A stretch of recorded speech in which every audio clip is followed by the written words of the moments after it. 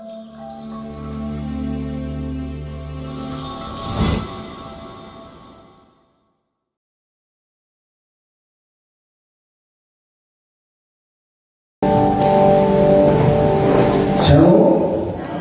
ada sukacita, amin. Ya, saudara, dalam 2 bulan ini kita akan membahas tentang buah roh di dalam Roma Galatia pasal yang kelima ayat 22 sampai 23. Jadi kita akan membahas tentang khotbah tersebut ini 1 buah 9 rasa. Ya, jadi kita akan berbahas setiap buah-buah roh itu ada 9. Jadi selama 2 bulan ini kita akan membahas setiap buah itu satu demi satu. Dan hari ini kita akan membahas dari kesabaran, ya, buah kesabaran. Saudara, sabar itu adalah sesuatu yang tidak mudah untuk dilakukan, betul? Ya. Walaupun orang namanya Pak Sabar, belum tentu dia sabar, saudara. Apalagi di era zaman seperti ini, di mana semuanya bisa diakses begitu mudah dan cepat. Zaman-zaman sekarang ini, saudara, itu kesabaran manusia itu semakin hari semakin hilang.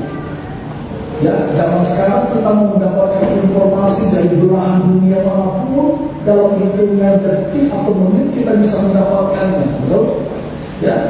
Dan ketika kita mendengarkan berita dari seseorang, kalau orang itu terlalu lama menginformasikan kepada kita nggak sabar dan akhirnya kita mengambil akses tersendiri dan kemudian kita mendapatkannya. Di zaman-zaman sekarang ini justru kesabaran manusia itu semakin hari semakin kurang, saudara, ya. Karena memang fasilitas semuanya mendukung, semua prasarana yang ada semuanya menunjang. Itu sebabnya manusia seringkali tidak menjadi sabar. Ya, saudara, kalau lampu merah gitu, saudara, padahal sudah lampu hijaunya sudah lewat, sudah lampu merah, saudara maju terus atau selalu berhenti? Kadang-kadang kita nggak sabar.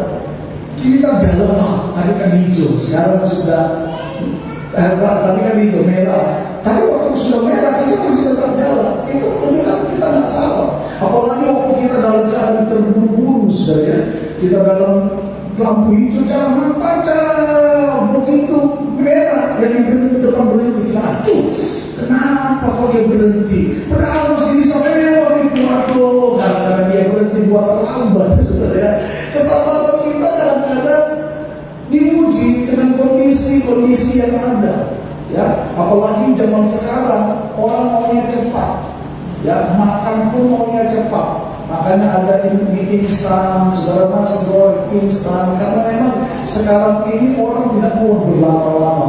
Kalau saudara masuk ke restoran atau saudara antri di supermarket, ketika saudara antri gitu, aduh kok lama sekali.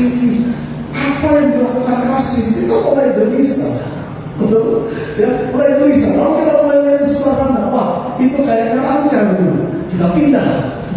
Waktu kita pindah di sini, macam itu ya, saudara, ya. Kita lihat tuh, rumahnya tadi di situ, mulai jalan lagi. Kita pindah lagi. Itu menunjukkan bahwa kita sebenarnya manusia yang kurang sabar, saudara, ya.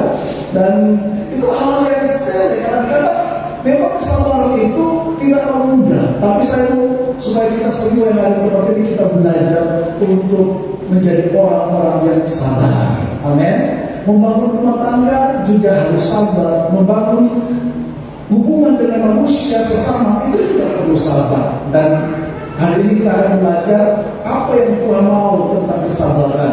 Kalau sudah baca di dalam Galatia pasal yang kelima tentang buah roh itu, ya, tentang kesabaran itu adalah buah roh yang keempat, ya. Buah roh yang keempat adalah kesabaran. Nah, saudara, kesabaran itu dalam bahasa Yunani menggunakan kata makrotumia, ya. Dalam bahasa Ibrani itu menggunakan kata arek, ya. Artinya adalah sikap seseorang terhadap orang lain dan mencatuh ketidaksediaan untuk membalas kejahatan dengan kejahatan. Jadi yang namanya kesabaran atau makrotumia itu adalah sebenarnya kita mampu untuk membalas apa yang berbuat sama hidup kita. Kalau dia jahat dengan kita, kita sebenarnya bisa jahat. Kita punya kemampuan, kita punya power, kita bisa balas itu. Tetapi yang namanya sabar itu adalah suatu sikap yang penuh dengan penguasaan diri. Kita bisa membalasnya, tetapi kita tidak melakukannya. Itulah sabar. Amin. Ya, jadi sikap seseorang terhadap orang lain dan mencatuh ketidaksediaan untuk membalas kejahatan dengan kejahatan. Kita bisa melakukan lebih jahat daripada orang itu. Kita bisa balas perbuatannya lebih lagi daripada apa yang dia buat dalam hidup kita. Tapi kita tidak melakukannya. Ya, itulah kesabaran. Ya, saudara pernah dengar orang yang yang sabar ya, ini cobaan dari Tuhan. Ya, yang sabar ya, pasrah saja. Saudara, kalau kita dengar kata-kata itu kayak gini, kok ngomong enak sekali. Ya, kau tak alami. Ya, sabar juga mau mengalami, saudara. Tapi saya beritahu kepada saudara, kalau kita mau belajar sabar, saya percaya jalan hidup ini akan dengan tenang, akan dengan damai. Betul?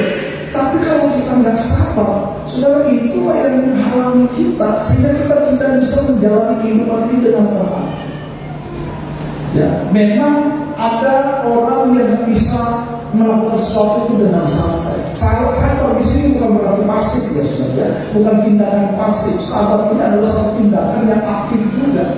Ya, tetapi dia bukan pasrah juga. Sabar itu bukan pasrah. Sabar itu adalah dia mampu dia melakukan segala sesuatu melawan satu sifat yang bertolak dalam apa yang Tuhan mau. Itulah kesabaran. Ya, nah karena itu dalam Kamus Besar Bahasa Indonesia saya melihat di situ arti kata sabar itu ada dua. Yang pertama, sabar menurut Kamus Besar Bahasa Indonesia adalah tahan menghadapi cobaan, tidak lekas marah, tidak lekas putus asa, tidak lekas patah hati. Artinya dia itu tabah. Jadi orang yang sabar itu tidak lekas marah. Kalau saudara membuat hatimu terganggu dengan orang lain dan reaksi marah, lalu kamu bilang begini, ya manusia itu ada batasnya. Sudah 3 kali dia membuat saya seperti ini. Sakit. Manusia juga ada batasnya. Saudara, kalau namanya ada batasnya, itu bukan sabar. Haleluya. Kalau masih ada batasnya, itu bukan sabar. Kalau saudara masih bisa membalas kepada orang lain, itu bukan sabar. Sabar itu dia melakukan dengan kasih. Orang jahat kepada dia membalasnya dengan kasih. Orang tidak baik kepada dia membalas dengan kebaikan. Itu orang yang sabar. Bukan jahat membalas dengan jahat, gigi ganti gigi. Saudara, itu dalam perjanjian lama orang. Tapi sekarang sudah itu dalam masa anugerah Tuhan, tidak bisa lagi seperti itu. Kita harus melakukan apa yang Tuhan mau dalam hidup kita. Ya, yang kedua, kata sabar itu menurut Kamus Besar Bahasa Indonesia adalah tenang, tidak tergesa-gesa, tidak terburu-buru atau tidak terburu nafsu. Ya. Jadi orang yang sabar itu bawaannya tenang, tidak tergesa-gesa. Ya. Dengar berita sesuatu yang mungkin belum pasti, kadang-kadang reaksi kita apa? Sampai ngomong, kita gak tenang dulu. Harusnya tenang dulu, sabar. Tuhan, kita harus mendengar berita itu gak boleh sepihak. Harus berpihak, amin. Ya, disinkronkan dulu. Kita harus cek dan recheck, saudara. Benar ya orang ini ngomong sama saya tentang saya seperti itu. Kalau benar, kita bisa menyelesaikan dengan kasih. Nggak usah harus marah-marah. Nggak orang harus pakai banting pintu, banting piring, banting gelas, saudara. Ya, sabar. Amin. Haleluya. Ya, nah, makrotumia dalam bahasa Yunani itu berasal dari kata makrotumos, saudara. Ya, terdiri dari atas gabungan dua kata. Ya, makrotumos itu terdiri dari dua gabungan kata. Yang pertama itu kata makros, yang kedua itu kata tumos. Makros itu artinya panjang, jauh, besar, luas. Sedangkan tumos itu adalah kemarahan, murka. Ya, jadi dua kata ini menjadi satu kata yaitu namanya makrotumos. Makrotumos itu artinya sabar. Saudara, dalam kamus dalam bahasa Yunani Perjanjian Baru, kata makrotumos itu dibagi menjadi dua. Ya, ada dua pengertian kesabaran dalam Perjanjian Baru Yunani, yaitu kata makrotumia dan kata hupomone. Nah, kata yang kedua yaitu kata hupomone ini dalam Alkitab yang saudara punya itu kan dibuat, dicetak, diterjemahkan oleh Lembaga Alkitab Indonesia. Ya, nah Lembaga Alkitab Indonesia itu menerjemahkan kata hupomone itu artinya tekun atau ketekunan. Ya, ini yang dipakai di dalam Alkitab bahasa Indonesia, yang artinya itu adalah sebenarnya sama juga dengan sabar, ya, atau tekun atau ketekunan, itu sama, definisinya sama dengan sabar. Ayat yang menunjukkan kata-kata itu kalau saudara baca di dalam Kolose pasal 1 ayat yang ke-11, di situ dikatakan, ya, Kolose 1 ayat 11, dan ku dikuatkan dengan segala kekuatan oleh kuasa kemuliaan-Nya untuk menanggung segala sesuatu dengan tekun dan sabar. Ya, kata tekun di situ, saudara, menggunakan kata hopopune. Ya, sedangkan kata sabar di situ menggunakan kata makrotumia. Ya, jadi saudara, di dalam kehidupan kita harus memiliki sifat-sifat yang sabar, karena kata hopopune itu berarti sifat atau watak yang tidak mudah mengalah di bawah penderitaan. Kadang-kadang ada tekanan, ada masalah, tapi waktu kita memiliki sifat yang sabar, kita tidak menjadi orang yang pasrah. Makanya tadi saya bilang, kata sabar itu bukanlah pasif, sabar itu bukanlah pasif, tapi aktif. Saudara baca dalam kitab Ibrani pasal yang ke-12 ayat yang pertama, situ kita bilang begini, berlomba-lombalah dalam mengerjakan keselamatanmu. Nah, kata berlomba seperti seorang pelari yang tidak pernah berhenti, seperti olahragawan. Nah, saudara, Alkitab berkata kita harus mengerjakan keselamatan kita dengan tekun. Nah, tekun di situ adalah hopomone. Hopomone artinya apa? Aktif. Ada seorang yang berolahraga dia pasif? Tidak. Orang yang berolahraga itu adalah orang yang aktif. Nah, karena itu saudara, kita mau belajar hari ini apa kata Alkitab tentang kesabaran. Saudara, di dalam Alkitab menyatakan bahwa kesabaran itu dua. Yang pertama, kesabaran itu adalah buah roh yang dikerjakan oleh Roh Kudus dalam kehidupan kita. Ya, jadi kesabaran itu adalah buah roh yang ada dalam hidup kita yang dikerjakan oleh Roh Kudus. Dan kedua adalah kesabaran itu harus dihasilkan oleh semua kita pengikut Kristus. Kalau saudara baca dalam 1 Tesalonika pasal 5 ayat 14, kalau saudara baca saja di rumah, di situ dikatakan baiklah kita saling memiliki sabar satu dengan yang lain. Jadi sabar itu harus dimiliki oleh setiap kita, siapapun kita. Waktu kita percaya kepada Kristus, maka kita harus memiliki sifat sabar, karena sabar itu adalah sifat Kristus sendiri. Sifat sabar itu adalah sifat Allah Bapa sendiri. Kalau kita belajar dari sejak Perjanjian Lama, ketika Tuhan menciptakan Adam dan Hawa, Allah itu adalah Allah yang sabar. Waktu Adam dan Hawa jatuh dalam dosa, Bapa dengan sabar menuntun Adam dan Hawa, mengasihi Adam dan Hawa dengan kesabarannya. Dia tidak langsung mengutuk Adam dan Hawa, dia tidak langsung binasakan Adam dan Hawa, tetapi dia membangun satu kehidupan yang baru, membangun satu rencana yang baru, bahwa menyelamatkan manusia. Bahkan ketika kita baca dalam Kejadian pasal yang keempat, waktu Kain membunuh Habel, bagaimana Allah itu penuh dengan kesabaran, menunjukkan kesabarannya kepada Kain. Dia tidak menghukum Kain dengan langsung dibinasakan, tetapi Tuhan memberikan hukuman memang, tetapi ada perlindungan Tuhan juga kepada Kain. Waktu Kain diusir oleh Tuhan, Kain bilang begini, Tuhan bagaimana nanti kalau ada orang asing datang kepada saya dan dia membunuh saya. Maka Tuhan menunjukkan kasih dan kesabarannya. Tuhan melindungi Kain, bahwa barang siapa yang melakukan pembunuhan terhadap Kain, Tuhan yang akan berperkara kepada dia. Ya, dan kita melihat juga kesabaran Tuhan ketika Tuhan mau menghancurkan Sodom dan Gomora. Ya, waktu Tuhan mau membinasakan Sodom dan Gomora, Tuhan berkata kepada Abraham, aku akan menghancurkan Sodom dan Gomora. Waktu Abraham mendengar bahwa Sodom dan Gomora akan dihancurkan oleh Tuhan, Sodom dan Gomora itu adalah ponakannya Lot, ponakannya Abraham di sini, saudara. Lot tinggal di situ dan keluarganya. Dan Abraham tawar-menawar dengan Tuhan. Tuhan, kalau ada 50 orang percaya, ya apakah Tuhan akan membinasakan Sodom dan Gomora? Tuhan bilang tidak. Kemudian Abraham tawar lagi, Tuhan kalau ada 30, Tuhan bilang tidak. Kalau ada 10, tidak. Di situ Tuhan menunjukkan kesabaran Tuhan di dalam melakukan apa yang menjadi hak prerogatifnya Tuhan. Dia menghancurkan Sodom dan Gomora, tetapi ada kesabaran Tuhan juga yang ditunjukkan lewat Abraham. Tapi sangat disayangkan, tidak tercapai 10 orang, tidak ada, saudara.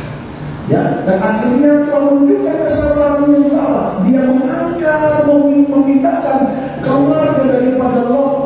Ya, akhirnya istrinya memang binasa karena istrinya melanggar apa yang diberitakan Tuhan. Tidak boleh menoleh ke belakang, dia menoleh ke belakang, akhirnya jadi dia negara. Saudara, Allah kita itu adalah Allah yang memang sabar. Dan kesabaran Allah itu harusnya ada dalam hidup kita sebagai orang percaya. Karena Roh Kudus itu diberikan kepada kita. Amin. Dan orang Kristen harus bisa sabar. Bukan diusahakan, tetapi harus. Dan itu bisa terjadi ketika kita membangun hubungan kita dengan Tuhan di dalam kehidupan kita. Nah, kenapa kesabaran itu harus kita miliki, sudah harus dihasilkan? Karena kesabaran itu merupakan bentuk perwujudan iman kita terhadap waktu, kemahakuasaan dan kasih Allah. Ya, saudara, waktu Tuhan dengan waktu kita itu berbeda. Waktu Tuhan itu disebut kairos. Waktu kita itu dari jam 1 kali 24 jam itu waktu kita.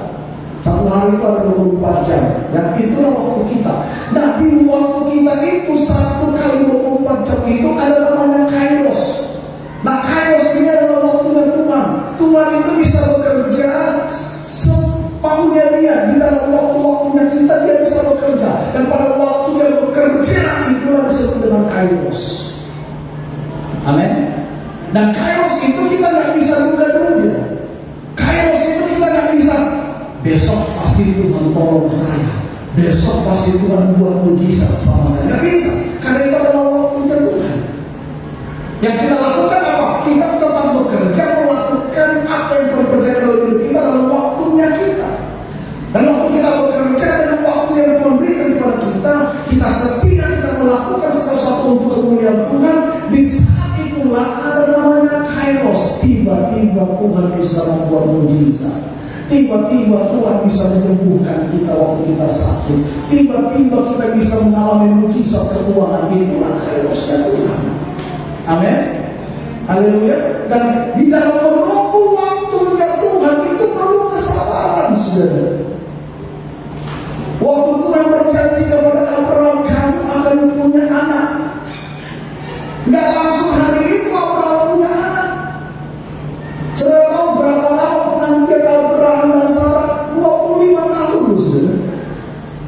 Berbahagia saudara ketika saudara menikah langsung punya anak, nggak usah tunggu lama-lama. Tapi kalau saudara belum dikaruniai anak, nggak usah kecil hati juga, sabar saja. Amin. Haleluya. Toh kalau juga dikasih oleh Tuhan anak, nggak usah kecil hati.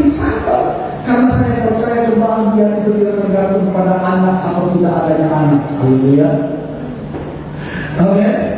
Ya, kebahagiaan itu tidak tergantung dari banyaknya anak atau sedikitnya anak atau tidak punya anak atau tidak punya anak. Ya. Tapi tergantung daripada siap hati kita menantikan Tuhan. Itulah kesabaran. Abraham menantikan janji Tuhan untuk mendapatkan Ishak 25 tahun. Dalam usia 100 tahun, saudara, baru Abraham itu punya Ishak.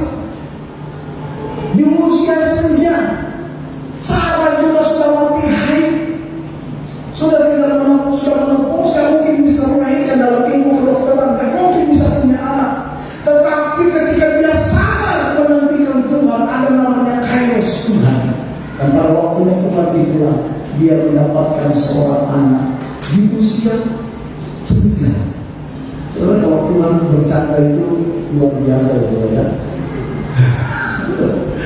Kalau Tuhan bercanda itu nenek-nenek 100 tahun mungkin hamil, saudara. Sakaria itu usianya juga sudah tua, saudara Elisabeth. Kalau saudara baca ya dalam perjanjian baru, usia sudah tua, baru Tuhan kasih dia anak Yohanes Pembaptis itu, saudara. Ya, tapi mereka sabar menanti Tuhan. Waktu mereka menantikan Tuhan, di situ memang banyak hal yang diuji, saudara. Ya, diuji kesabaran kita. Bisa saja Abraham bilang begini sama Tuhan, Tuhan ini sudah 25 tahun anak-anaknya. Bisa. Tapi Abraham nggak menuntut hal itu. Abraham tetap setia melakukan apa yang Tuhan percayakan dalam hidupnya. Abraham tetap taat apa yang Tuhan katakan dalam hidupnya dia lakukan, sambil dengan sabar menantikan janji Tuhan. Dan pada waktunya Tuhan memberikan dia Ishak. Dan sampai di situ sudah dapat Ishak, diuji lagi kesabarannya. Disuruh persembahkan Ishak, anak satu-satunya, saudara. Ya, sudah dapatnya lama, nunggunya lama, dapat di hari tua, saudara ya. Anak dari kecil dijaga baik-baik, kebanggaan daripada Abraham, karena anak laki-laki, orang Yahudi, anak laki-laki itu anak yang sangat-sangat membanggakan. Ya, karena anak laki-laki itu adalah pewaris. Ya, ada suku-suku tertentu juga mereka sangat menyanjung anak laki-laki pada anak perempuan. Ya, karena kalau anak laki-laki itu dia bawa marga, ya, dia kawin masuk. Kalau anak perempuan itu marganya nanti ikut anak cucu-cucunya, nanti ikut marganya suami, gitu ya. Dan dia itu kawin kedua kalau perempuan. Ya, tapi kita di dalam Tuhan tidak boleh membeda-bedakan. Anak laki, anak perempuan itu semua anugerah Tuhan harus dikasih dengan kasih yang sama. Amin. Haleluya. Karena dia ganteng, yang ini kurang ganteng, kita mengasihi yang ganteng. Jangan contoh keluarga Yakub. Ya, Ishak itu salah satu kepala rumah tangga keluarga Yesus, salah satu keluarga juga yang kurang bisa berbagi kasih dengan baik. Ya, karena kita bilang begini, Ishak itu lebih mengasihi Esau, Yakub lebih dikasih oleh Ribka, istrinya, ya, gitu ya. Dan akhirnya itu turun waktu Yakub punya anak, di sana juga Yakub lebih mengasihi Yusuf daripada yang lainnya. Jadi ini turun-turunan, saudara ya. Jadi saudara kalau memilih anak, boleh ada anak kesayangan, anak emas, anak perak, anak perunggu, nggak boleh. Haleluya. Kalau satu diberlakukan dengan baik, semuanya harus diberlakukan dengan baik. Haleluya. Amin. Nah, waktu Abraham mendapat anak, Tuhan uji kesabaran Abraham. Persembahkan. Saudara, bisa saja Tuhan bilang gini, Abraham bilang gini, Tuhan, saya sudah dapat.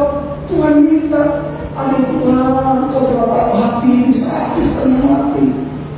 Tapi Abraham tetap taat, dia sabar melakukan segala sesuatu. Dan Tuhan mengaruniakan Abraham bapa segala orang percaya. Saudara, sabar dalam menanti waktu Tuhan. Amin. Haleluya. Berapa banyak di atas saudara mungkin hari-hari sedang bergumul, Pak, saya berdoa supaya saya punya rumah sendiri. Pak, saya berdoa supaya saya punya keuangan rumah tangga bisa membaik. Tapi kalau sampai hari ini belum ada jawaban, sabar saja. Amin. Gak usah stres, lalu bingung, pusing, utang sana, utang sini, akhirnya bingung bayarnya. Jadi lama seperti roh irama. Jadi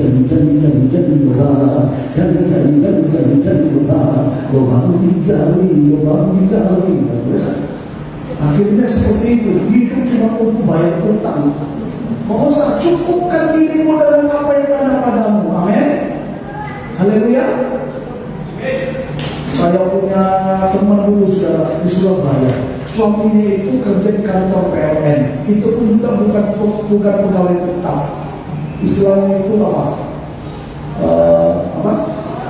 Kontrak ya, pegawai kontrak. Ya. Nah, gaji suaminya tidak seberapa. Tapi istrinya saudara, makan biaya. Seminggu sekali mesti ke salon.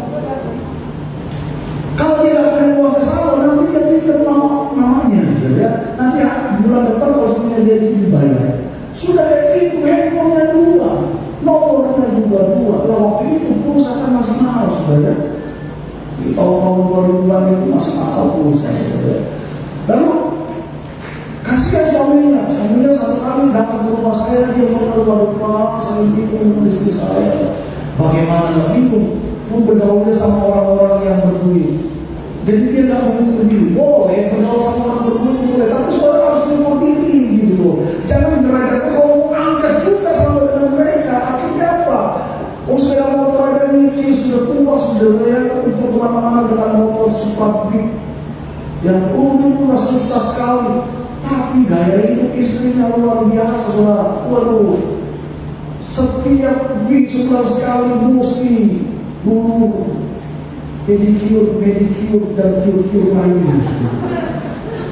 Ya memang nggak salah. Dia kan ngomong ini, kan semuanya ini buat kamu loh mas. Iya sih ya. Tapi kan lihat hubungan kemampuan, amin. Ya cantik itu kan nggak harus putih, haleluya. Ya, saudara hitam tapi manis sekali bukan jadi putih manis sekali. Kenapa itu hitam manis? Haleluya. Kalau kulit saudara hitam, syukur Tuhan, terima kasih kalau hitam tapi manis. Kan salah satu istrinya Salomo kan orang Afrika saudara. Tapi dalam puisinya dalam khotbah itu kan Salomo memuji hitam engkau tetapi manis wahai mempelai. Kalau ini dalam firman aku. Ya, jadi kalau hitam dosa putih bagaimana bikin putih? Kenapa kalau putih? Pakai tepung saja saudara ya. Nanti bisa putih. Oh, bingung, sabar saja. Amin. Haleluya. Tuhan hari ini percayakan kita seperti ini. Terima kasih Tuhan. Aku percaya waktu Tuhan pasti ada dalam hidupku. Aku akan dibawa lebih tinggi dan tidak akan pernah turun. Aku akan menjadi kepala dan bukan ekor. Jangan menunggu waktu Tuhan, sabar. Haleluya. Jangan bingung. Sabar. Kita sabar di dalam menanti kasih Tuhan. Itu yang Tuhan mau dalam hidup kita. Karena kesabaran itu merupakan bentuk pewujudan iman kita terhadap Tuhan di dalam segala hal. Nah, yang menjadi pertanyaannya, bagaimana kita menunjukkan kesabaran yang merupakan karakteristik dari Kristus? Ada 3 poin yang akan saya berikan kepada saudara. Bagaimana kita sebagai orang percaya bisa menunjukkan kesabaran kita yang adalah merupakan karakteristik daripada Tuhan sendiri. Sabar itu adalah karakter Tuhan, saudara ya. Dan kita harus juga memiliki kesabaran. Yang pertama, untuk kita bisa menunjukkan kesabaran kita, yang pertama kita harus senantiasa bersyukur kepada Allah. Ya, senantiasa bersyukur kepada Allah. Saudara, ketika terjadi hal-hal yang tidak diinginkan, biasanya reaksi kita apa? Reaksi kita pertama sekali adalah kenapa saya Tuhan? Saudara ingat dalam Yesaya pasal yang ke-6, waktu Tuhan mengutus Nabi Yesaya, ya, lalu Yesaya meresponnya dengan baik. Tapi kalau saudara ingat dengan Musa, waktu Musa diutus oleh Tuhan, Musa bilang gini, kok saya Tuhan? Saya ini tidak pasti tidak. Ya, saudara, ketika terjadi hal-hal yang tidak diinginkan, saudara tidak usah bertanya kenapa saya? Tuhan, kenapa saya harus menderita? Kenapa saya harus hidup susah? susah? Kenapa saya tidak seperti orang itu? Kenapa? Kamu mau sama dibandingkan kita dengan orang lain. Masing-masing kita itu unik di hadapan Tuhan. Amin. Haleluya. Ya, kalau saudara cantik jangan sombong, saudara. Kalau saudara ganteng jangan sombong. Saudara cantik, saudara ganteng karena ada orang jelek. Betul? Ya toh? Coba kalau semuanya ganteng, kan gak mungkin saudara dibilang cantik atau ganteng. Kalau semuanya cantik, kan gak mungkin saudara dibilang cantik. Jadi kalau saudara cantik jangan sombong. Karena ada orang jelek, makanya saudara dibilang saudara cantik. Karena ada orang tidak ganteng, saudara dibilang ganteng. Tapi juga kalau saudara jelek, jangan juga sombong. Ada orang sudah jelek, sombong luar biasa, saudara. Tuhan itu benci orang sombong. Tuhan benci kalau ada orang ganteng sombong, orang kaya sombong, orang cantik sombong, itu Tuhan benci. Tapi Tuhan juga paling benci kalau sudah jelek, hidup susah, sombong. Bilang karena saudara, saya kenal satu orang itu. Saudara, kita tidak boleh sombong, kita harus senantiasa bersyukur. Apapun yang Tuhan percayakan dalam hidup kita, baik itu berkat, baik itu apapun, kita harus bersyukur. Karena rasa bersyukur itu adalah salah satu bentuk kita bisa sabar. Amin. Haleluya. Bersyukur, saudara. Jangan pernah membandingkan dirimu dengan yang lain. Kenapa dia diciptakan Tuhan hidungnya mancung, saya kok tidak? Kenapa kok saya diciptakan Tuhan badannya pendek, dia tinggi? Saudara, tidak usah dibandingkan. Mau tinggi mau pendek sama-sama berharga di mata Tuhan. Haleluya. Amin. Orang bule itu carinya bukan orang-orang yang putih yang cantik, sudah. Orang bule itu kalau ke Indonesia dia carinya yang unik-unik, saudara ya.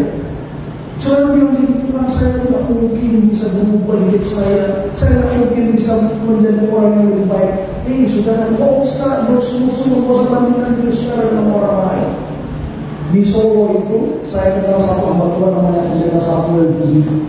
Dia sering pelayanan sama-sama di Surabaya. Dia salah satu pendeta di Keluarga Allah Solo. Nah, dia cerita, saudara, ada satu pembantunya dia, pembantu temannya dia, itu saudara gak mungkin secara logika seorang pembantu itu bisa hidup sukses, ya. Tapi saudara tahu, pembantu ini dulu agama lain, waktu dia percaya Tuhan, dia bersyukur untuk apa yang dia terima. Di luar dugaan satu kali ada bosnya ini, tuannya ini, seorang hamba Tuhan juga kalau nggak salah, dia datang ke Solo, yang ada hubungan apa, begitu tiba-tiba datang ke Solo, nginap di rumahnya tuannya. Dan kebetulan orang ini orang bule semua, bule ini belum menikah. Dia lihat pembantu ini rajin kerja, suka cita, pulanglah dia ke luar negeri. 2 bulan kemudian dia telepon tuannya, saya boleh nggak menikah sama pembantunya? Itu banyak itu ya. Lu bercanda atau beneran? Gua beneran. Ketika gua lihat dia katanya, terus saya pulang, saya berdoa, Tuhan tahu saya untuk saya bisa menikah dengan dia. Saudara, kan bingung kan? Pembantunya nikah, naik level, jadi dia sederhana dengan tuannya. Karena ini teman tuannya, manusia tidak bisa mengetahui jalan hidupnya. Karena itu jangan pernah membandingkan diri saudara dengan orang lain. Amin. Syukuri atas apa yang Tuhan beri anugerahkan dan sabar menantikan waktu Tuhan. Saya percaya di balik semua yang ada di Tuhan. Amin. Haleluya. Kalau belum dapat jodoh, gak usah buru-buru mulai dari sana lihat sini, buka medsos apa yang lagi nanggung. Masa jodoh itu sudah ditetapkan Tuhan masing-masing. Haleluya. Kalau misalnya putus cinta, gak usah stres. Mending saudara pisah pada waktu pacaran daripada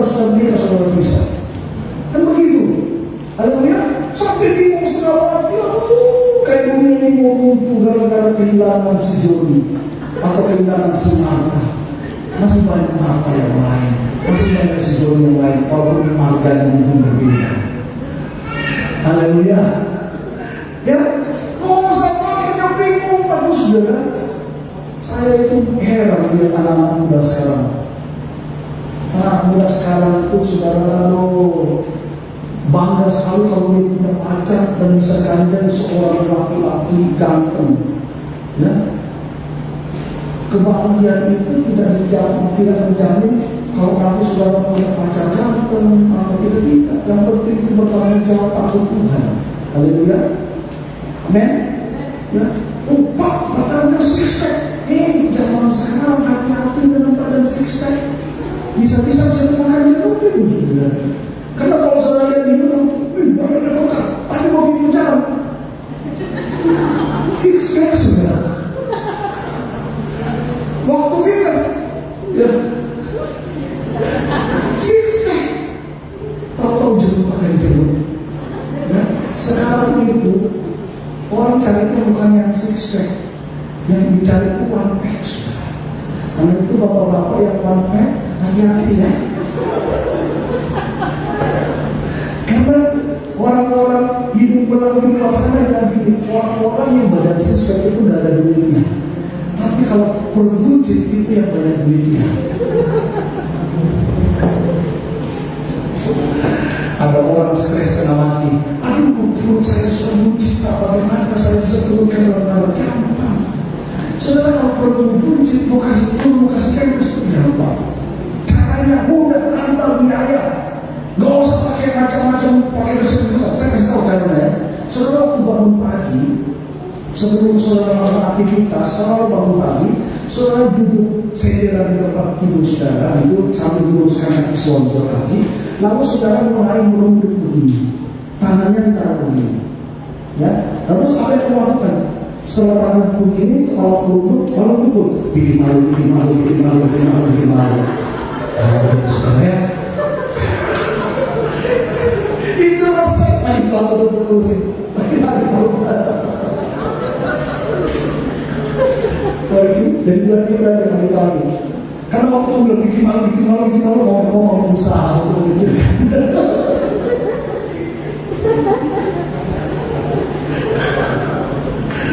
Haleluya. Kita besok saudara ya, supaya saudara tidak nanggung. Jadi apapun yang kita alami, nggak usah kecil hati, bersyukur, sabar menantikan waktu Tuhan. Amin. Karena saudara Alkitab mengajarkan kita untuk selalu bersukacita dalam segala sesuatu. Filipi pasal 4 ayat 4. Yang minggu lalu kita belajar. Paulus berkata, kukatakan kepadamu sekali lagi, bersukacitalah di dalam Tuhan. Orang kalau nggak sabar nggak bisa bersukacita. Orang kalau nggak bersyukur nggak mungkin bisa bersukacita. Tapi orang yang bersyukur dan sabar itu pasti akan selalu bisa bersukacita. Utangnya mungkin ada, masalahnya mungkin banyak, tapi karena dia sabar dan bersyukur, wajahnya selalu sehat dilihat, wajahnya selalu berseri-seri, ada kemuliaan Tuhan dan Kristus dimuliakan dalam hidupnya. Amin. Tapi ini umurnya masih udah tua. Kemarin saya lihat di media sosial, itu kalau nggak salah di negara mana gitu, ada anak umur baru 11 tahun, tapi mukanya itu sudah kayak nenek-nenek usia 60 tahun. Nah itu banyak penyakit. Ya, penyakit apa itu saya lupa. Saya baca, saya juga kaget. Anak, dan dia itu ada 8 bersaudara, cuma dia anak perempuan yang mukanya tua, tapi usianya 11 tahun. Coba nanti kalau saya search di YouTube ya. Nah, saudara, mukanya tua. Lalu anak ini dia marah sama orang tuanya karena di keluarganya dia dipanggil nenek. Saudara-saudara yang lain panggil dia nenek karena mukanya tua. Dia tidak bisa terima dirinya. Dia karena dia orang susah juga, orang yang punya. Lalu dia bertemu satu dokter, dia konsultasi sama dokter bilang ini penyakit. Ya, dan kalau mau dia bilang, saya minta dioperasi. Jadi umur 11 tahun dia minta dioperasi. Pokoknya saya minta dioperasi supaya saya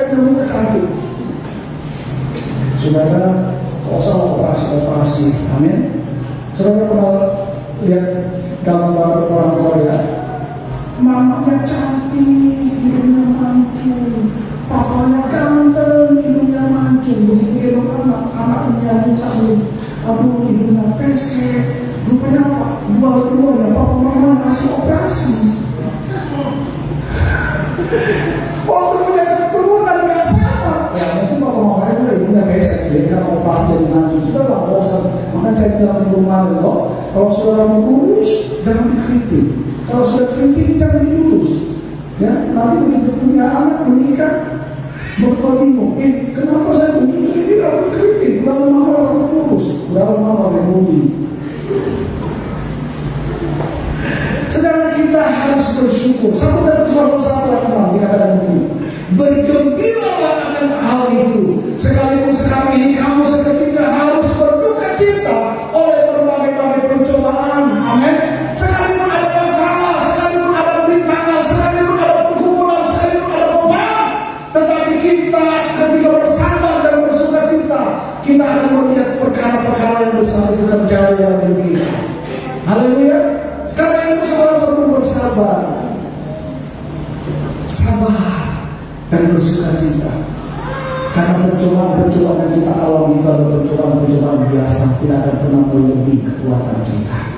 Dan pada waktu kita dicoba oleh Alkitab, Tuhan itu ada memberikan jalan keluar bagi bangsa. Amin. Saya ingat ketika Samuel masih kecil, kami di Surabaya, pulang belanja kebetulan 1 bulan, itu Samuel langsung waktu kami bagasi mobil, lalu bagasi mobil kasih turun barang, dia itu membantu, dia mengangkat beras yang kurang lebih waktu itu 20 kilo. Dia tak kuat, ya. Saya kasih dia super beli yang cuma berapa itu untuk masuk ke dalam rumah. Ya, saudara, bapak kita itu adalah bapak yang baik. Dia tidak mungkin kasih saudara barang yang saudara tidak bisa angkat, yang saudara tidak bisa pikul. Seorang bapak di dunia ini saja kata Alkitab, yang jahat sekalipun tahu memberikan pemberian yang baik kepada anaknya, apalagi bapak kita yang di surga. Amin. Haleluya. Bapak yang di dunia ini saja saudara, orang yang minta roti tidak mungkin dia kasih kalau jengking. Waktu dia minta roti, seorang bapak yang baik sekalipun dia penjahat sekalipun, dia akan memberikan roti kepada anaknya. Bahkan waktu dia tidak punya, dia akan berusaha untuk mendapatkannya supaya dia bisa memberikan kepada anaknya. Apalagi bapak kita yang di surga, yang menciptakan saudara dan saya, pasti dia akan melayani saudara. Dan dia tidak akan pernah memberi percobaan melebihi kekuatan saudara. Yang perlu kita lakukan cuma apa? Sabar menantikan waktu Tuhan. Amin. Yang kedua, kita belajar, saudara, bagaimana kita menunjukkan kesabaran kita. Yang kedua adalah kita berusaha memahami rencana dan tujuannya. Saudara, kadang-kadang Allah menempatkan kita dalam situasi sulit agar kita dapat menjadi saksinya. Di lain kesempatan, Tuhan juga mungkin mengizinkan pencobaan untuk mengubah karakter kita. Biasanya saudara, waktu orang itu hidup dalam tekanan, di situ dia belajar berserah sama Tuhan. Dan kebanyakan ketika orang dalam tekanan, kreativitas itu muncul. Dan kadang-kadang Tuhan memang mengizinkan kita ada di dalam tekanan. Tuhan izinkan kita ada dalam masalah. Tuhan izinkan kita dalam pergumulan. Supaya apa? Supaya kita belajar memahami rencana Tuhan dalam hidup kita. Amin. Dan ketahuilah bahwa Tuhan yang kita sembah itu adalah bukan Tuhan yang jahat. Dia adalah Tuhan yang baik. Amin. Dia punya tujuan dalam hidup saudara.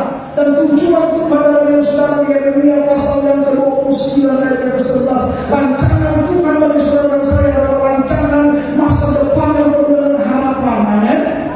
Haleluya. Bukan rancangan kecelakaan, bukan rancangan yang membuat saudara susah.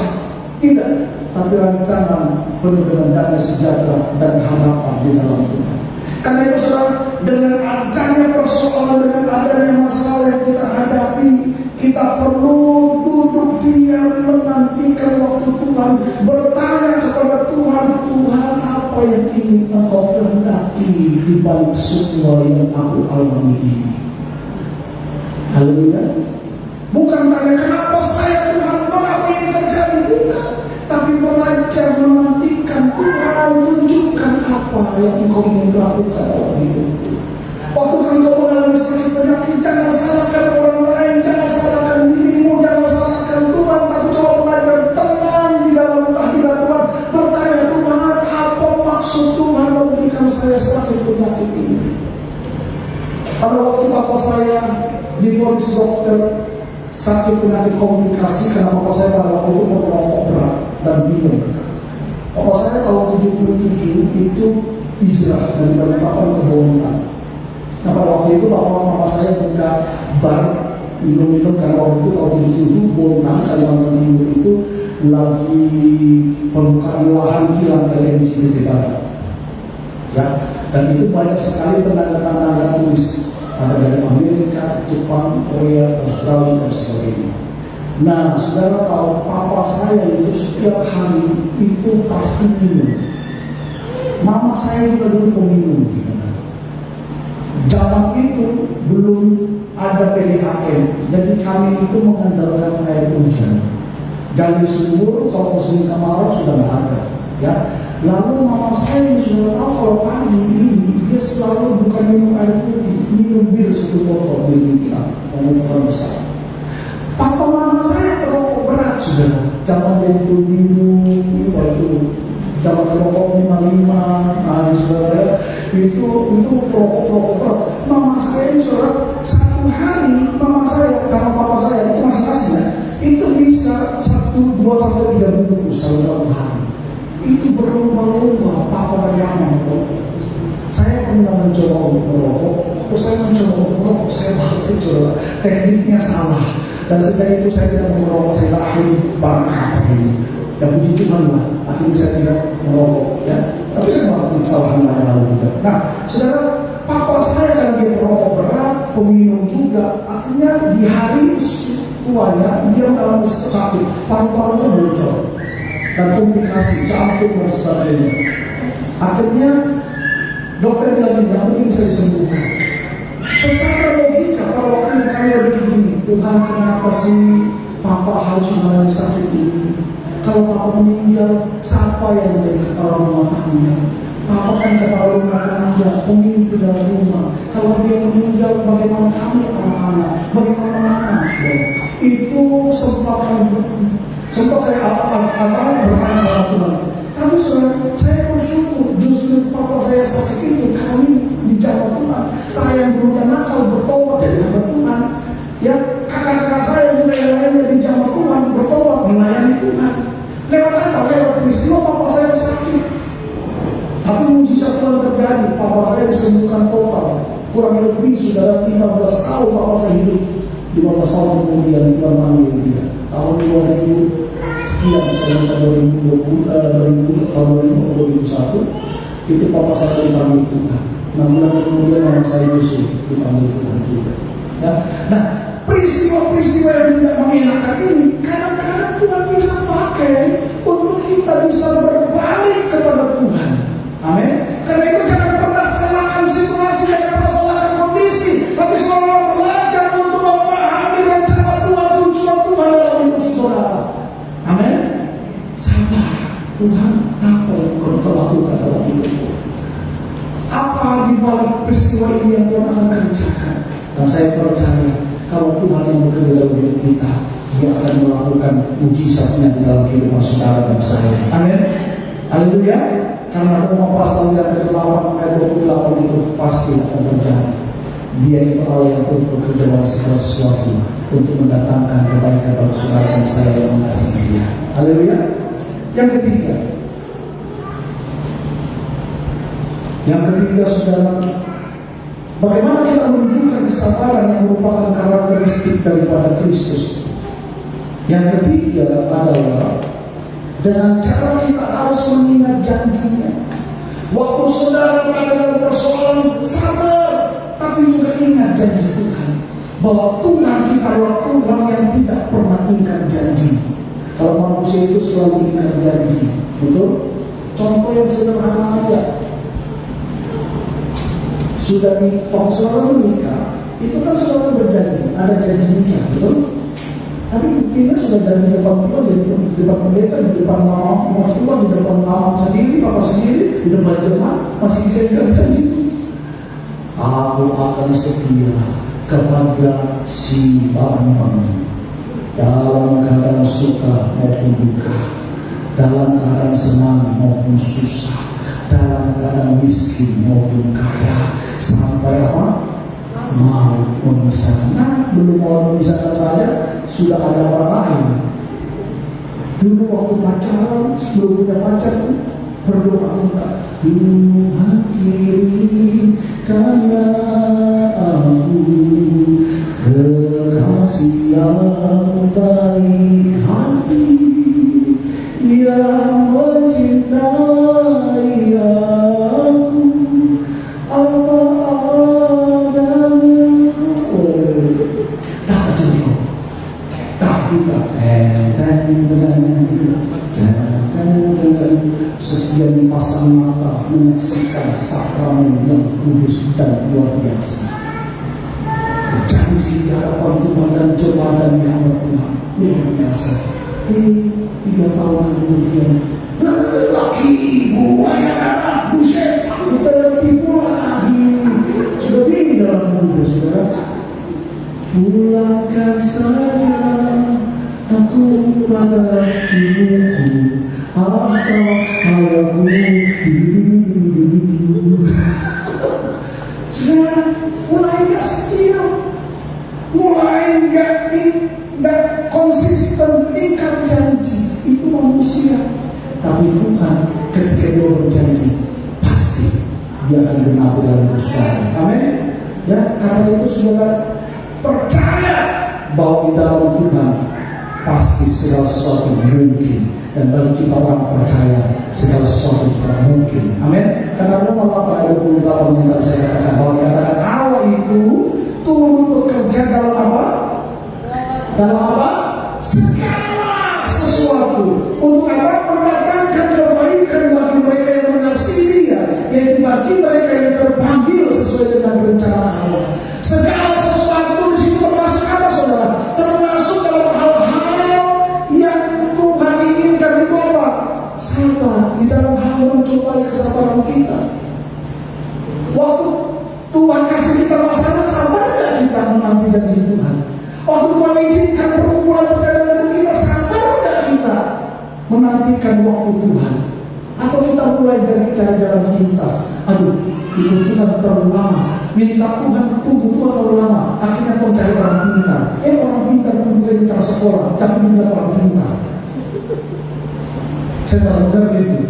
Kalau bilang orang pintar, ya cari orang pintar. Orang pintar ini lebih bodoh dari ketong yang S3. Carilah orang yang tak sekolah, orang pintar katanya. Berarti matematika tak tahu, saudara. Begitu pun juga tak bisa. Mungkin membaca masa mengejar, tapi kalau bilang itu orang pintar, datang sana. Minta Tuhan, tolong Pak Dukun, saya ini hidup susah. Bagaimana supaya saya bisa hidup baik, supaya saya bisa jadi kaya raya? Cari cara pintas. Pak Dukun bilang, gampang Juk kalau mau jadi kaya. Apa yang harus saya lakukan, Mbak? Kamu harus cari ayam hitam 2 ekor. Tidak boleh ada campuran warna lain. Benar-benar hitam, tam. Baik, kapan saya kembali? Kalau dapat ayamnya, baru engkau kembali. Dan pulanglah si anak yang bodoh ini, karena dia orang pintar, berapa dia bodoh, dia pulang di rumah, pergi ke pasar bertema, tak cari ayam, tidak ada ayam yang hitam. Pergi ke pasar Ramadi, tak ada juga ayam yang hitam. Akhirnya seminggu, 5 minggu bingung, memberanikan diri balik ke Baduku. Bagaimana Cuk?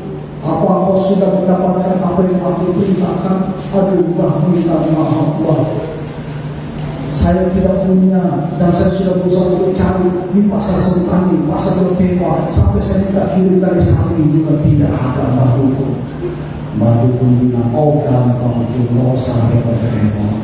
Di belakang rumah Mbak ada kok ayam itu 2 ekor persis. Dan Mbak Dukun baru kasih mantes. Itu ayam putih dikasih lantai hitam, baru kasih bodoh. Kau karena memang kau pakai jalan pintar dan kau yang bodoh, kan begitu saudara. Lalu kau mulai, oke, ada di belakang. Tapi kamu harus ganti rugi baju. Berapa baru? 1 ekor ayamnya 5 juta. Oh nggak apa-apa mbak, nggak apa-apa. Ya, karena tanya nggak susah, dan 5 juta. 2 ekor ayam berarti 10 juta. Lalu mbak mulai minum air putih, entah berapa minggu di situ sudah ya. Lalu mulai minum, tidak ditelan, dipanggung,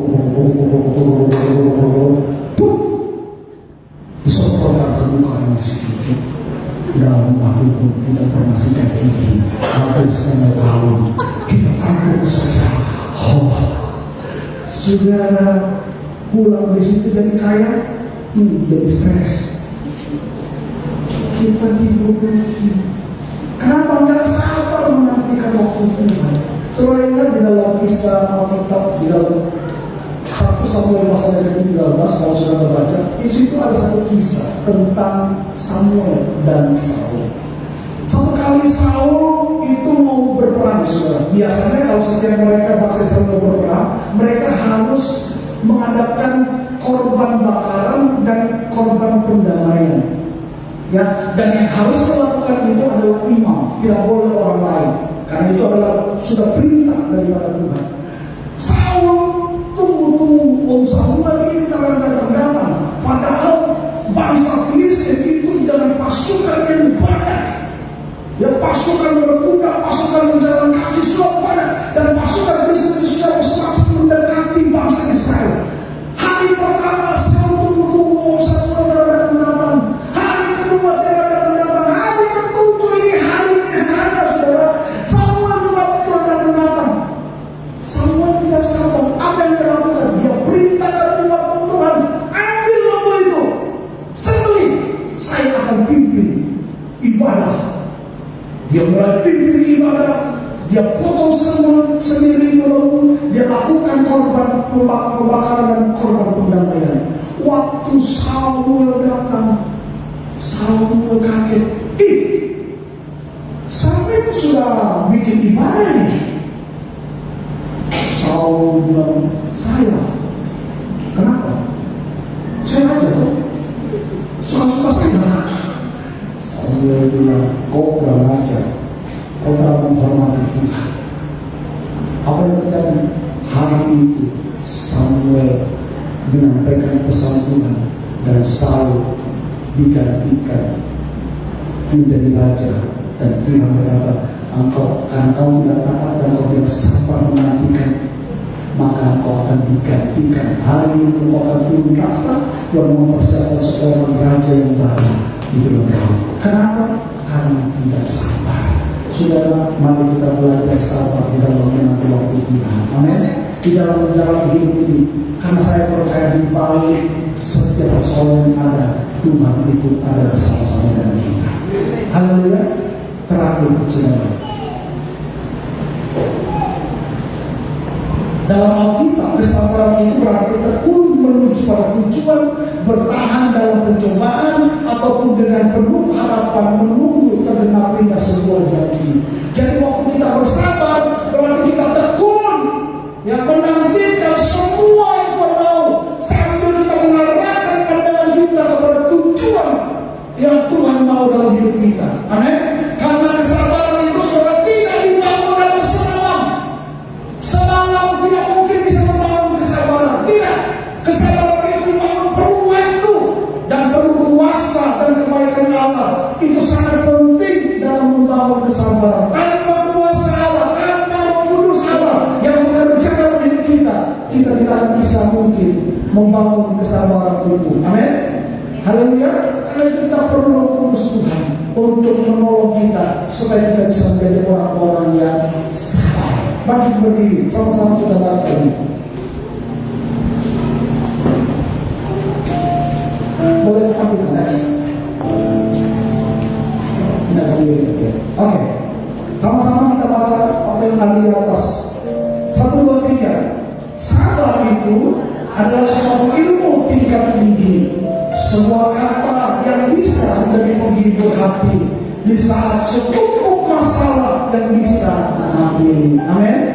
Sama-sama dua ketiga, sebuah kata yang bisa menjadi penenang jiwa di saat hati gulana. Amin. Ya, di saat hati gulana. Lanjut. Sabar itu bukan diam tanpa kata, bukan juga diam dan menunggu. Sabar itu bukanlah pasrah dan tidak melakukan apa-apa. Sama-sama lagi, bagi saya kesabaran itu adalah sebuah kesediaan. Kesediaan untuk apa? Kesediaan untuk berproses hari demi hari. Kesediaan untuk memahami meski tidak sehati. Kesediaan untuk mencintai meski rasa sudah tidak seperti dulu lagi. Lanjut, bagi saya kesabaran juga adalah ketaatan. Ketaatan untuk apa? Ketaatan untuk tetap setia walaupun tergoda. Ketaatan untuk apa? Untuk tetap percaya walau hasil belum terlihat. Sama-sama lagi dua tiga. Bagi saya sabar bukan hanya soal menanti, tapi bagaimana kita menata hati selama menjalani. Amin. Haleluya. Lanjut. Dua tiga. Bagi saya sabar bukan hanya soal menanti, tapi soal menikmati masa menanam sebelum panen, menikmati masa belajar sebelum menjadi pintar, menikmati masa kerja sebelum menjadi kaya, menikmati sendiri sebelum bertemu pujaan hati, menikmati hujan sebelum abu yang pelangi.